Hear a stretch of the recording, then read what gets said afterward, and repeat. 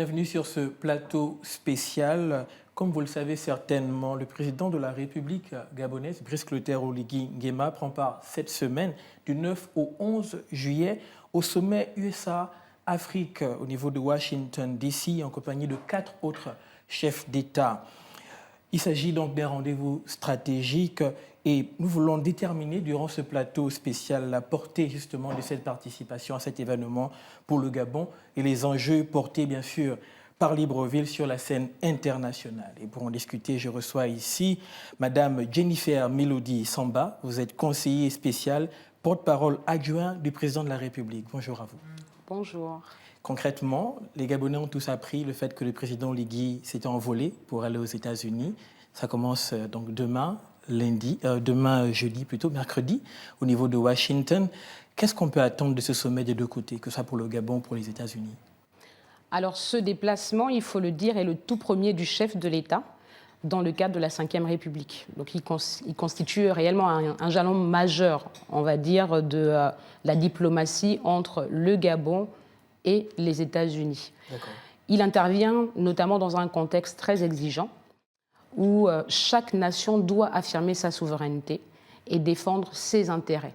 L'équilibre de l'échange se fera sur la base d'un échange gagnant-gagnant, de nation à nation. Dans cette organisation de ce mini-sommet, on va avoir le Gabon, la Guinée-Bissau, le Libéria, la Mauritanie et le Sénégal.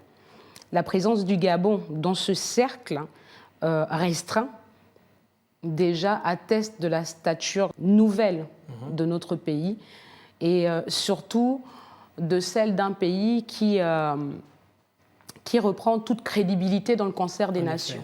Alors aujourd'hui, que ce soit le président Donald Trump qui invite officiellement notre président de la République, chef de l'État, chef du gouvernement, son Excellence Brice Clotaire Oligui Nguema, ce n'est pas anodin.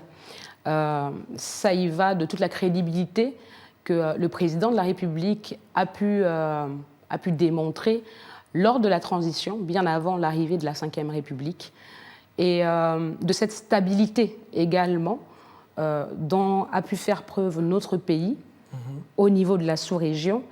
Et surtout, il faut y voir également le fait que le président Trump voit le Gabon comme un potentiel allié majeur en termes de sécurité maritime dans la sous-région. D'accord. Certains experts et analystes disent que le président profitera certainement de l'occasion pour présenter sa vision d'un nouveau cadre de coopération fondé sur un partenariat mutuellement bénéfique et orienté vers la transformation locale des ressources.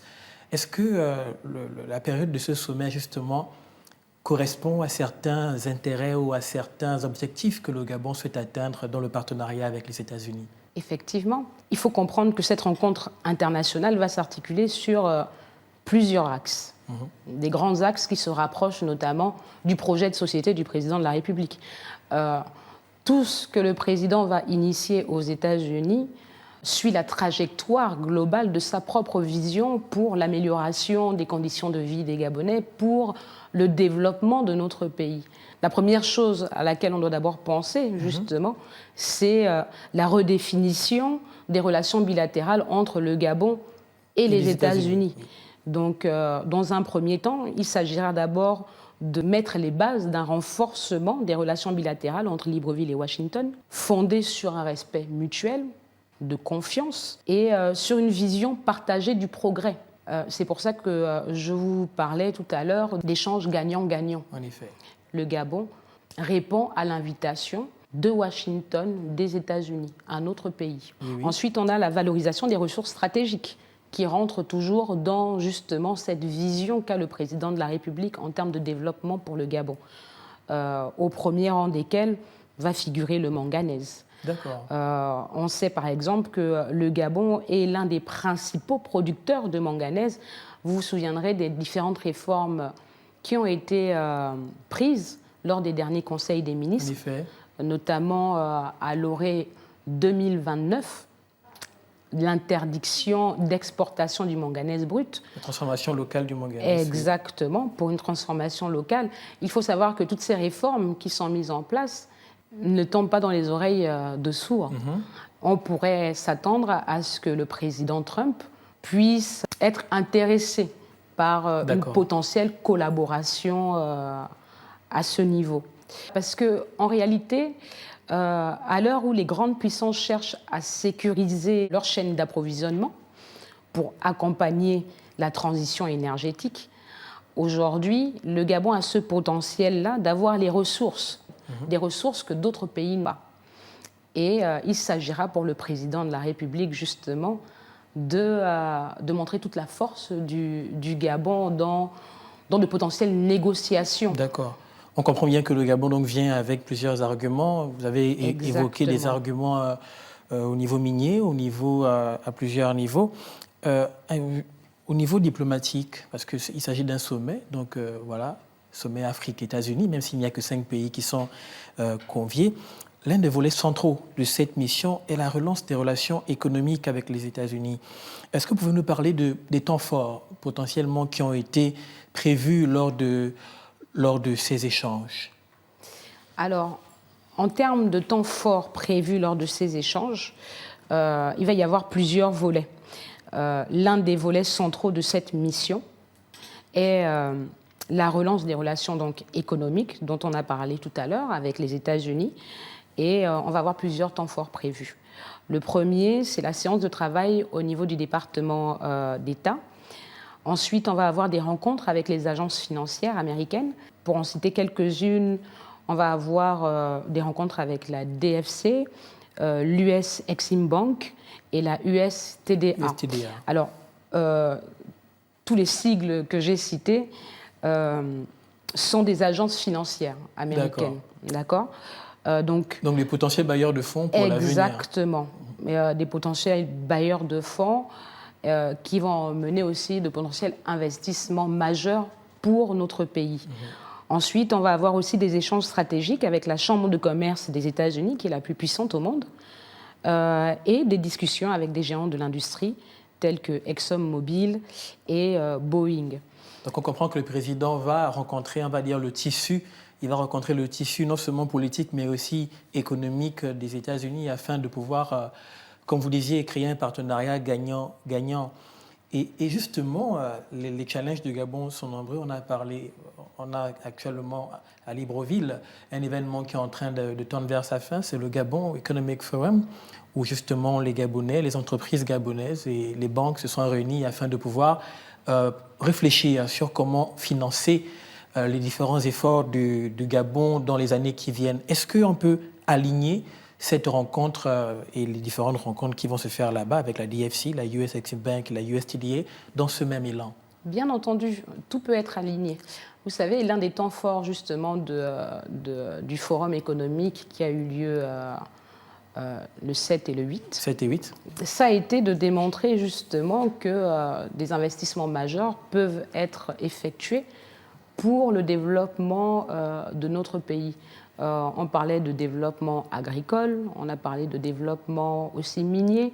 Et justement, lors de ce déplacement aux États-Unis, il faut savoir que parmi les grandes annonces de cette visite, le président de la République va assister à la signature d'une convention de financement avec l'une des agences financières que j'ai citées tout à l'heure, la DFC, pour la relance du projet de potasse de Mayumba. Le potasse de Mayumba. La potasse de Mayumba, qu'est-ce que c'est? Alors, la potasse définit en réalité tout minerai qui contient du potassium. D'accord. Voilà. Et à Mayumba, nous avons de grands gisements dans ce sens-là. Et ce projet est, on peut le dire, emblématique parce qu'il accompagne réellement la vision du chef de l'État dans la transformation locale. Parce que sur la base de ce potasse, justement, donc de ce minerai qui contient du potassium, on fait de l'engrais. D'accord. Donc ce projet est très stratégique parce qu'il va permettre de développer l'agriculture gabonaise. Donc la potasse étant un ingrédient clé, pour ne pas dire majeur même, des engrais, ce projet va permettre à notre pays de réduire sa dépendance aux importations. Au-delà de la réduction de sa dépendance à l'importation, ça va permettre de soutenir l'agriculture et donc de renforcer notre souveraineté alimentaire. Et on va même encore aller plus loin parce que ça va être une réponse concrète de la vision du chef de l'État qui veut faire du Gabon réellement un pays capable de nourrir son peuple avec ses propres ressources. Donc vous imaginez bien que le développement justement de ce gisement de potasse va permettre également de créer de l'emploi. Et sur le long terme, comme je l'ai dit, ça va permettre de mettre les bases d'un projet structurant qui va nous permettre une autosuffisance alimentaire agricole dans les années à venir. D'accord, on comprend qu'au niveau des ressources naturelles, encore une fois, la potasse de Mayumba vient s'ajouter à ce que vous avez énoncé. Vous avez parlé du manganèse et on ne parle plus au Gabon du pétrole ou du bois avec la zone économique de Coque. Et les États-Unis, certainement, avec le Gabon, vont discuter de tous ces potentiels. Mais à part cet aspect, on sait qu'il y a aussi un aspect potentiellement sécuritaire. Effectivement. Avec justement le golfe de Guinée. Plusieurs personnes ont remarqué que sur les 5 pays, à part la Mauritanie, il y en a 4 au moins qui sont, on va dire, à l'ouest de l'Afrique, en partant du Gabon, le Libéria, la Guinée-Bissau, on a aussi le Sénégal. Tous ces pays sont dans la zone. Est-ce que le fait que le golfe de Guinée soit une zone sensible sera évoqué potentiellement durant ces échanges? Je reviendrai à ce que vous avez posé comme question tout à l'heure sur l'intérêt des États-Unis justement d'inviter le Gabon. C'est de voir le Gabon comme un potentiel allié justement dans cette zone, sachant que le Gabon est un pays qui est vu à l'international comme étant vraiment stable dans la sous-région. Donc lors de ce sommet, le président de la République va également porter la voix de l'Afrique sur les grands défis sécuritaires de notre temps. Donc on va aborder la sécurité collective avec la lutte contre la piraterie, justement dans le golfe de Guinée. On va aborder aussi le pan de développement économique avec les différents pays qui font partie justement de cette sous-région. En effet, qui sont tous riches sur le plan du sous-sol, en effet. Exactement. Et puis, il va devoir se poser la question migratoire, effectivement. Donc, c'est là la nécessité d'une coopération internationale plus équitable et plus responsable. Et je pense que c'est vraiment la vision et l'intérêt justement de ce sommet qui a été organisé au niveau sécuritaire. Lorsqu'on parle de la question migratoire, vous savez, l'ancien président Omar Bongo Ondimba disait souvent que le Gabon est un pays de verre. C'est-à-dire, voilà, ce qui se passe dans la ville arrive facilement aux oreilles de tout le monde. Les Gabonais parlent beaucoup, ils disent que le Gabon a été mis sur liste noire, que nous ne pouvons plus aller aux États-Unis, que voilà, on ne veut plus de nous. Qu'est-ce qu'on peut préciser justement par rapport à non seulement cette décision qui a été prise au niveau des États-Unis de restreindre l'accès à certains pays, mais aussi le fait que bizarrement, le Gabon se retrouve invité dans le même élan à Washington. Qu'est-ce qu'on doit comprendre? Malheureusement, beaucoup de nos compatriotes s'informent sur les réseaux sociaux et ne partent pas dans les sites officiels pour s'informer. Et le triste constat par rapport à cette rumeur, enfin ce que je qualifie de rumeur d'une certaine manière, c'est que ça a été aussi partagé par certains médias qui ont mal compris peut-être l'information du Washington Post. Il s'agissait ici, à l'entame de son investiture pour Donald Trump, qui a toujours mis un accent particulier sur l'aspect migratoire dans son pays, de mettre un accent, un point d'honneur sur tout ce qui était justement sécurité intérieure et extérieure. Il était décidé en réalité de faire des vérifications sur ce lot de falsifications qui se faisait voir au fur et à mesure du temps. Donc, à travers cette enquête, il y a eu un certain nombre de pays qui ont été mis sur liste noire, notamment en Afrique. D'autres pays en Afrique n'ont pas été mis sur cette liste noire, dont le Gabon.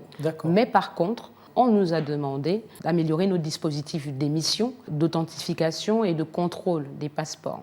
Et nous sommes toujours dans cette limite de 60 jours? Oui, il faut savoir que c'est précisément ce que les autorités gabonaises ont déjà engagé, sous les instructions du président de la République d'ailleurs. Il y a déjà eu un travail interministériel qui est en cours et qui implique les services de sécurité de notre pays et de l'immigration et de l'intérieur. Par ailleurs, la présence du président de la République aux États-Unis, sur invitation justement de son homologue Donald Trump, est la preuve même irréfutable que le passeport gabonais est reconnu, tout simplement. En effet. Voilà. Donc, il est reconnu, il est accepté, et surtout que la coopération entre nos deux pays, le Gabon et les États-Unis, se poursuit dans un climat de respect mutuel et de confiance. Le Gabon, aujourd'hui, on peut le dire, compte sur les enjeux africains, compte sur les enjeux internationaux et au cœur même du concert des nations. Le président de la République va réellement être le porte-voix de notre pays. Et, également peut-être de l'Afrique, n'oublions pas que... Oui, de notre pays et de l'Afrique, puisqu'il va y avoir ce pont-là au niveau de l'aspect sécuritaire du golfe de Guinée. Plusieurs pays qui sont absents là-bas, plusieurs médias africains ont relevé le fait que des géants africains ne sont pas là-bas, comme le Nigeria, comme l'Afrique du Sud. Et en Afrique centrale, le Gabon est le seul pays qui sera représenté. Est-ce qu'on peut considérer justement que, sachant que le président n'a même pas 6 mois, on va dire, en exercice, que dès le début, le magistère du président Oligui, justement, montre une forme de leadership, on va dire, non seulement dans la zone, mais aussi sur le continent? Le magistère du président de la République montre une forme de leadership depuis le 30 août. D'accord. Nous sommes un cas d'école, ne l'oublions pas. Nous avons eu un changement de régime sans effusion de sang, appelé aujourd'hui par l'ensemble de la population coup de la libération. Le président de la République et à l'époque le CTRI ont réussi à tenir leurs engagements en termes de délai au niveau de la transition. Nous avons eu un référendum pour une nouvelle constitution qui a été accueillie et qui a été votée favorablement. Et enfin, nous avons eu une élection le 12 avril 2025 qui a eu un assentiment favorable de l'ensemble de la population. En effet. Plus de 94% des voix positives pour le président de la République. D'aucuns ont dit que c'était un score stalinien, d'autres diraient que c'est un score d'ouverture à un changement républicain. Donc ce leadership-là, oui, on l'a. Je pense que le président de la République l'a, et c'est grâce à ce leadership justement qu'il arrive aujourd'hui à faire en sorte que le Gabon soit redoré sur la scène internationale. Votre mot de la fin, nous sommes arrivés au terme de ce plateau spécial. Je pourrais dire, oui. Mon mot de fin, le Gabon n'est plus en retrait du monde. Non, il fait partie de cette nouvelle ère, nouvelle scène internationale. Le Gabon est prêt, il est debout et il est prêt à avancer. Merci beaucoup. Merci. Je rappelle que vous êtes Jennifer Mélodie Samba, vous êtes conseiller spécial, porte-parole adjoint du président de la République. Merci d'avoir été sur ce plateau pour répondre justement sur ces questions liées au sommet États-Unis-Afrique à Washington du 9 au 11 juillet. Merci à vous. Merci. Au revoir. Merci également à vous d'avoir été connectés durant cette émission. Restez câblés sur les antennes de Gabon 24. Et justement, comme information, le numéro sur Canal Plus a changé. Sur le canal 5 et le canal 554, vous découvrez nos antennes à partir de maintenant. À très bientôt. Au revoir.